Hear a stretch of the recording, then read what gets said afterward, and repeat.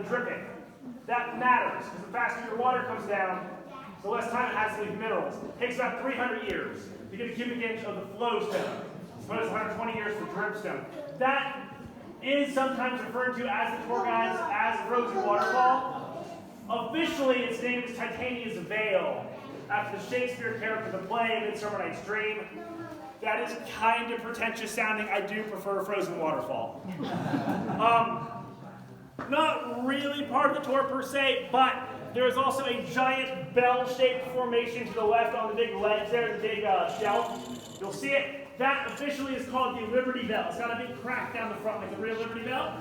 I've heard that referred to as the Taco Bell, which is stupid, but it is a giant bell, so I get it. My favorite name I've ever heard for that is the Darth Vader's helmet. It has the mouthpiece at the bottom of the mask, actually, which is funny. And then right below Vader is Snoopy's doghouse. This is another dumb one. But anyway, when you're ready, we'll scoot a tiny bit into here. Very photogenic area here, actually. You guys want to take pictures. The tummy is nice, the big column there is nice, the oval itself is nice. Whatever speaks to you. And then once we get everybody in here, I'll take you. Because that is my job. Your reason for that, so let's just dig down and try to find the source of the draft. So they do. They dig for like 5 hours. They put this hole through the earth. They put a rope down the hole. They basically go, okay, man, this is it. We found something. Who wants to go check it out? And no one volunteers, because of course not. Andrew, of the three men, is smallest physically by kind of a significant margin. So they kind of go, hey, Andrew, you fit.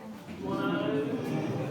And so yeah, he gets kind of convinced by his buddies to go check it out. He lands right behind the big black cross mark is on the hill. Actually, you see behind, you'll see the old entrance dugout we don't use anymore. When he gets there, he lights a candle, he works his way down to where we are. Once he's here, he sees this big column near me. He names this, well, he's the only man down here, the Washington column, the Washington killer. After the nation's first president, George Washington's first president, first discovery, first thing you can think of. Just wants the name something, because why not?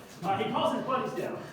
Probably brags about that briefly. And then, as a group, they get all excited. They start exploring, going this way behind me. We follow their trail pretty accurate. I always call that 85% accurate. This looks carved out by water. Obviously, before it was paved. The trails were here. Mostly 1950s, sort of messing around. But we will check out the trail. It is technically a mile and a quarter. Realistically, we should be out here an hour. So we should probably move because you guys are probably sick of the entry chamber. If you guys want to ask me questions as we walk or as we're getting people caught up or whatever, you can. My name is Chris. If you want to remember that, stuff cavern related. I will start the lights. Do remember the lights.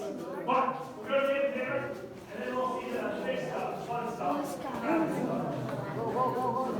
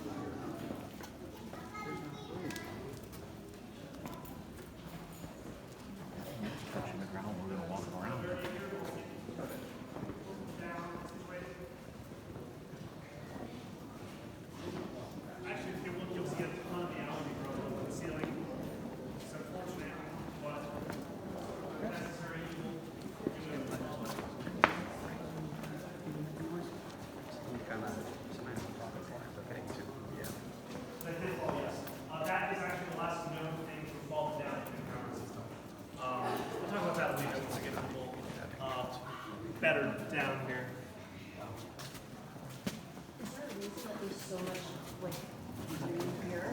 The lighting system is very prominent here. The lights here are on a lot longer than a lot of the rest of the cavern. Also, to be honest with you, we try to clean the algae every 2 or 3 months.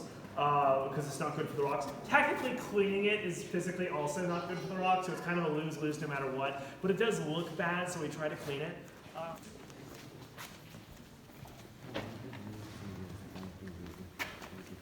If I had to quit napkin math, the column, not the column, the fallen stalactite, using the Cheez-It system, I would put it in the neighborhood. And again, this is rough, like napkin math off the top of my head. I would put the size of that growth without the recent part, the like 7,000 years, the piece that's fused.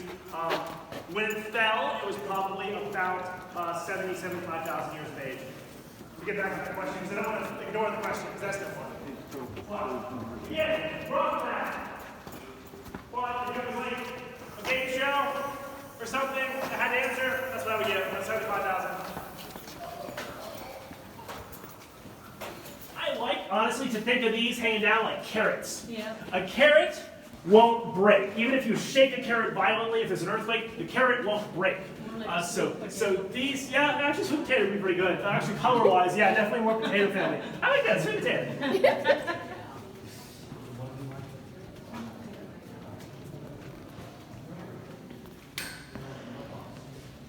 Yeah, they can hold like 15 tons of their own weight.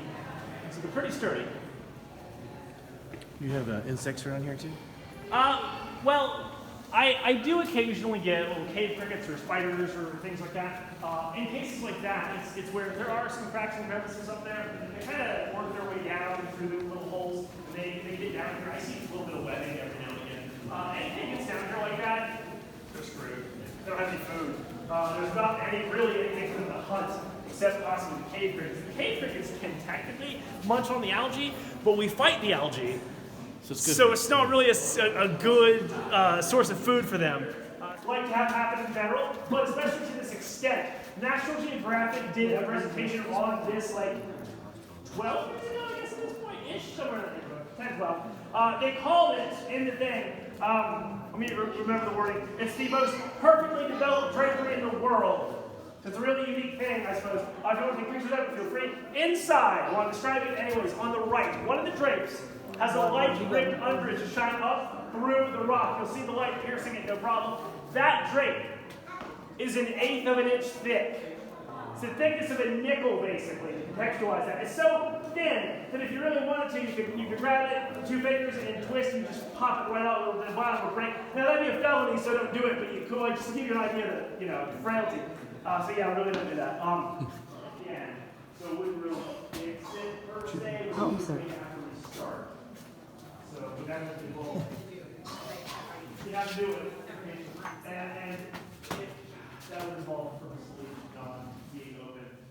Technically, we have been getting cores literally every single day. There's not been a single day missed since the first core, which I believe was November 6th of 1878. So it's been almost literally 140 years straight of cores. Doesn't matter if there's a disaster, or there's Christmas, or there's anything, we are opening cores. That is kind of an unfortunate streak to break this point for something like allergy. So I get it. But eventually that is going to have to be answered somehow. I think we have evidence. So, tops. So it's not really a column on that side. It's like a column and a half at best, rather than a double column. I prefer to call this by its nickname, the bride and groom formation. It gets that because the next chamber is a cathedral and the pipe organ is. Been about 500 weddings to date hosted in the cathedral, which is worth knowing. Been about 250 proposals in there, which is kind of neat. Other thing I have to mention here, right behind you guys on the crest of the hill, the pointy thing sticking up, that is the seasonal formation. I am technically supposed to give that up there a different name than those two.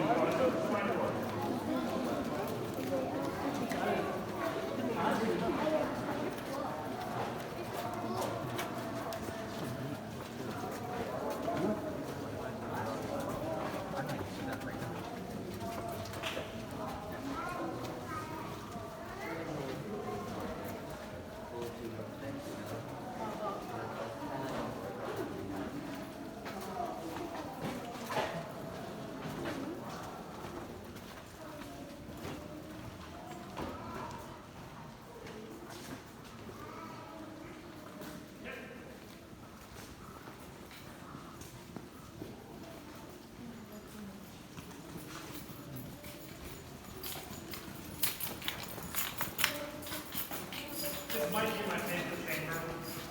I can talk a lot in here. I'll try not to, because I know Nate's group is catching up. And I don't want to drag the floor forever, because that's not fun. But there are some things to talk about. Actually, while we're still getting in here, if you look, there's quite a few obvious wet spots on the floor. If you stand in one, you're going to get wet. Most people tend not to like that. There is technically a really long tradition where if you get dripped on, it is called a cave kiss. Supposedly, a cave kiss is worth a year of good luck. And it's apparently additive, so as you get dripped on, you have 1 year, 2 years, 3 years, and so on.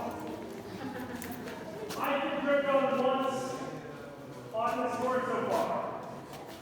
I have, at this moment, 554 years of good luck. They get it, I don't feel like you can understand or not stand your preference. They get what it is actually of doing that. I'll forget it. But I should still see it. Huh. I don't know. It goes here, so the water's kind of cascading down up the hill, cuts into the rock, cut here where I'm standing. The water presumably went down down to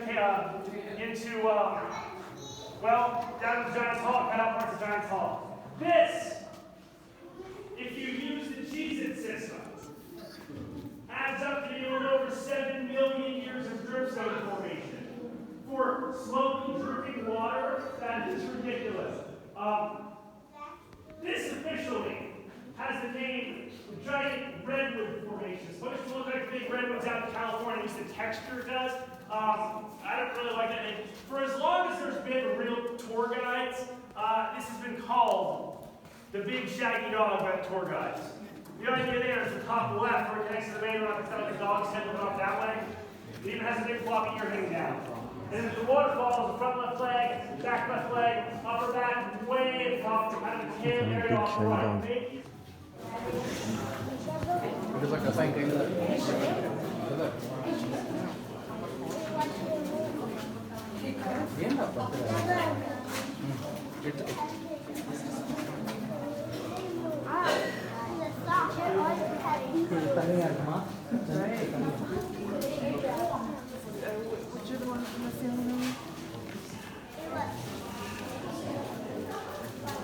थोड़ा डाल दो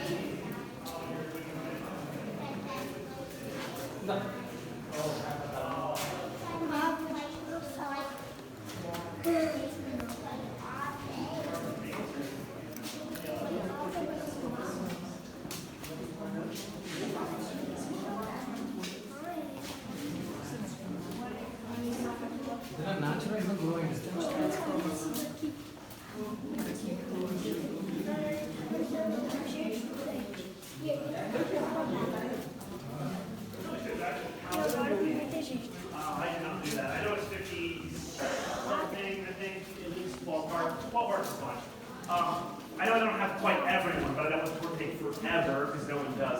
So hopefully I can project my voice well enough. This spot here is called Fish Market because, you might have been able to guess this, the rock's hanging down from the bottom of the ridge right above you guys there. Basically, when the explorers came through here, they look at those and they go, man, look at that, it looks like a fish market. And it's the 1800s, so we have those still. I mean, they didn't say that, but, you know. Anyway, but the idea there is it looks like a fish market where you cut your fish, you clean them, you gut them, you hang them dry. The order of that might have been not quite right, but you get the idea. If you look at the fish, they're not dry, they're quite wet, like they're visibly wet. When it rains, anytime it rains, it takes